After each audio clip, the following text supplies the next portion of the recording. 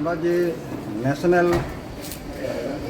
8 যে রাস্তাটা 4 লাইনের যে রাস্তা, এই রাস্তা আমরা জানি শুনছি আমাদের গ্রামের মাদমমাস্টারপাড়া গ্রামের উপর দিয়ে এই ন্যাশনাল 4 যে রাস্তাটা যাইব।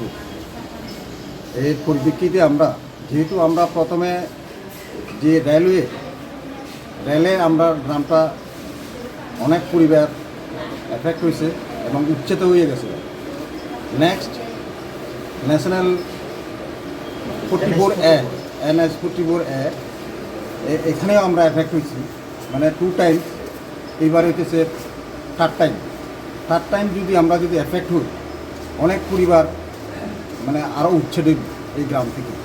এই জন্য আমরা SDM-এর থ্রুতে আমরা চিফ মিনিস্টার এবং মাননীয় চিফ মিনিস্টার এবং মাননীয় DM সাহেবের কাছে আমরা একটা আবেদন করতেছি আর কি, যাতে এই রাস্তাটা এই মাদমমাস্টারপাড়া গ্রামের উপর দিয়ে যাতে